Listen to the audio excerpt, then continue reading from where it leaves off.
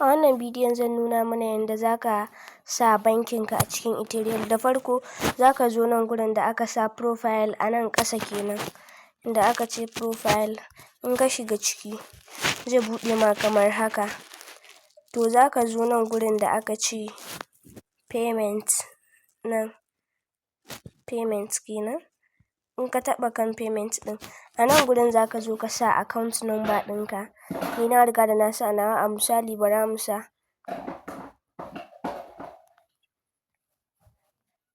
to sai mu zo mu zaɓa sunan bankin da muke amfani da shi.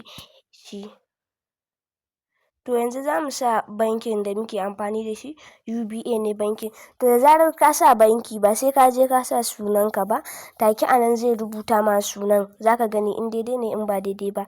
Bara mu sa bankinmu, ga shi nan ya fito mana Shitu Murjanatu, to daidai ne bankin. To shi kenan yanda za ka sa bankinka. To sai kuma ka taɓa submit nan ƙasan, wato da aka sa submit kenan. Kana taɓa submit shi kenan za ka ga ya yi.